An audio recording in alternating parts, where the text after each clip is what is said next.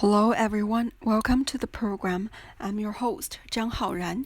During the epidemic, proper emergency treatment can prevent the spread of the virus and prevent panic. How should we respond if a suspected coronavirus patient is found on campus? What should we pay attention to during the emergency treatment? We will answer these questions in this VCR. What other emergency preparations before returning to school? Have a comprehensive check of vacation and health information for all staff and students. Generate accurate health ledgers. Staff and students who have symptoms such as fever and dry cough and have not passed the quarantine period are prohibited from returning to school. Firmly block the channel of infectious sources to campus. In order to deal with emergencies in a timely and scientific manner, what preparations should school make? Refine the emergency plan, establish a leading group and working organization for coronavirus disposal, clarify the division of responsibilities. Precisely check and record health situations of staff and students. Provide trainings on disease control and prevention to all faculty members in advance. Conduct trainings on epidemic knowledge on its prevention and control skills. Formulate emergency plans and organize simulation drills. Strengthen the protection of facilities and supplies.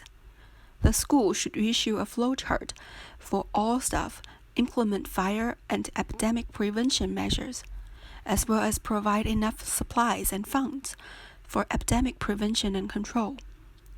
School should reserve necessary supplies in advance for daily prevention and emergency disposal. Set up a temporary emergency quarantine area. Each school shall set up an isolated observation area that matches the size of its population. The site should be far away from the dense area of staff and students. It should be relatively independent and easy to manage. The room should be well ventilated and equipped with its own bathroom and heating facility. Do avoid central air conditioning. The quarantine area shall be divided into clean areas and relatively clean areas, and shall be clearly marked. The clean area is the workplace for medical, disinfection, and cleaning staff. Relatively clean areas are places for close contacts to live and work. Depending on school or off-campus medical institutions, an appropriate number of medical professionals should be provided and available, as well as security and custodian staff. Report fever and respond to emergencies.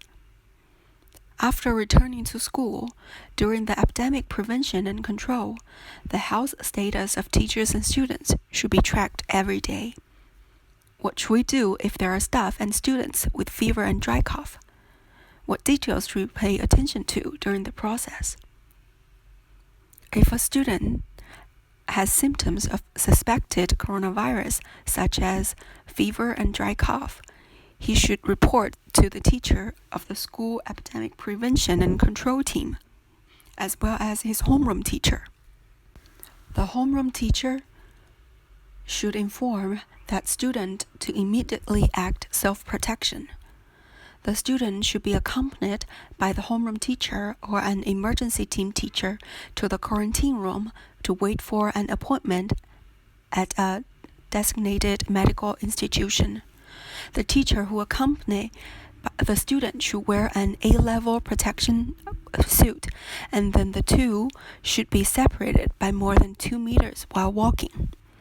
At the same time, the student's parents should be contacted and be informed of their child's illness and related conditions in advance.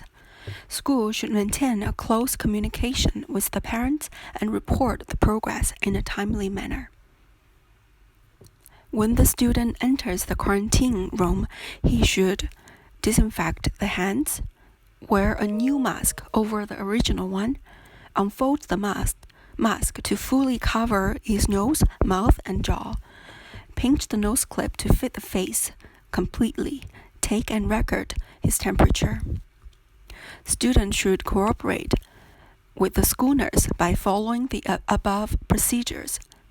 School nurse should ask the patient questions such as the history of illness in the last 14 days, if his family members have fever symptoms before, if he has contacted fever patients before, and so on. School should make timely information records of fever patients and conduct psychological counseling for them.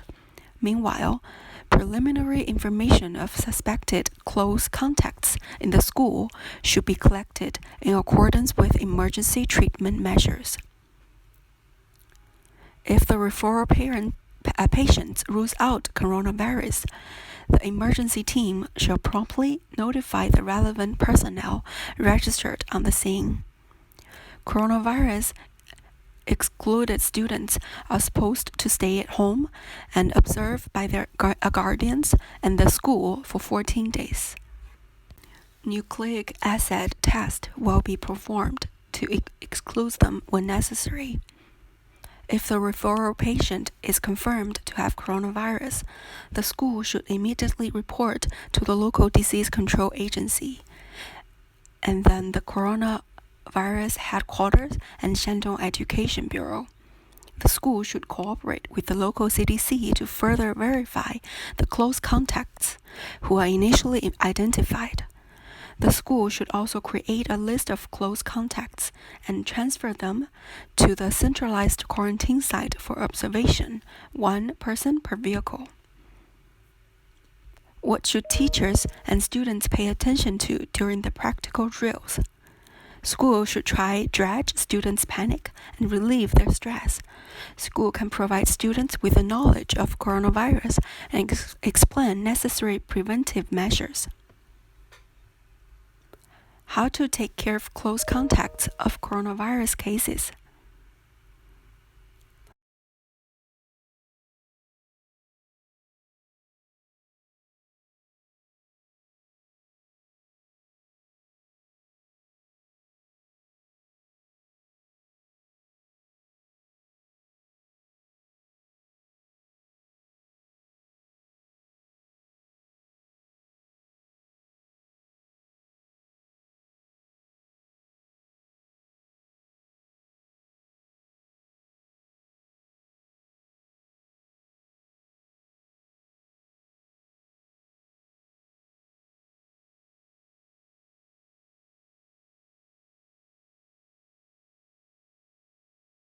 Close contacts in non-boarding schools must be quarantined and observed at the designated places. They cannot go home. If possible, dedicated toilets should be provided to each close contact and be disinfected once a day. In the room, open the window twice a day for 30 minutes each time and leave a gap on windows for fresh air at night. All personal supplies should be detected.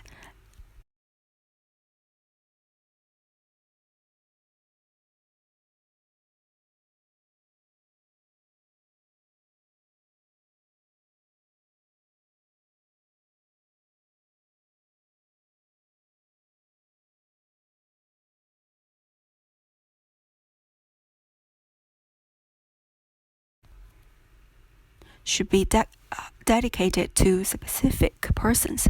They should be cleaned and disinfected separately. Disinfect indoor public areas daily. It is strictly forbidden for close contacts to go out and being visited by unrelated personnel. For students who are recovered or dismissed from quarantine, in order to resume classes, they must hold a certificate issued by the hospital for returning to school or a quarantine release certificate. These documents must be reviewed, confirmed, and registered by the school nurse. Afterwards, the nurse office will issue a certificate for the student to return to school. Patients are advised to continue their quarantine after being discharged from the hospital. They should monitor their health status for 14 days, as well as take the follow-up medical check-in in the 2nd and the 4th week.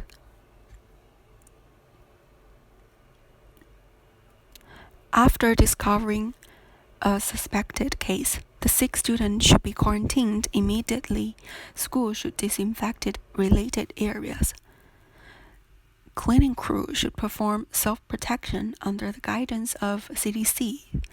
After disinfecting process, cleaning crew should clean and disinfect their hands in time. Determine the scope of disinfection according to the guidance of the CDC. Disinfect personal items, carry-on items, and so on. Personal belongings can be disinfected with a chlorine-containing disinfectant. Disinfect generally used of doors handles, stair handrails, sanitary ware, and surfaces of other frequently used objects with 84 disinfectant. Excreta or vomitus can be covered directly with a dry towel, spray chlorine-containing disinfectant until moist, and then clean. Contaminated countertops and floors can be wiped or mopped with chlorine-containing disinfectant. The disinfected area should be 2 meters around the vomit. Be disinfected twice and 30 minutes apart from each time. Terminal disinfection.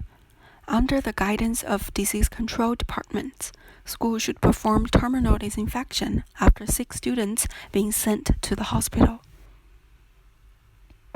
What disinfection equipment and emergency supplies should be prepared for each class? Each class needs to prepare thermometers, masks, protective clothes, and other necessary supplies. Among these, protective clothes are for medical personnel during emergency situations.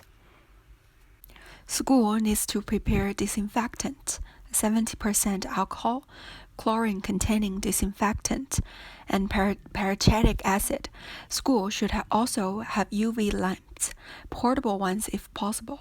Each classroom should use UV lights to disinfect the air at night. Meanwhile, schools are recommended to wipe and disinfect door handles, tabletops, and window sills in all classrooms every day.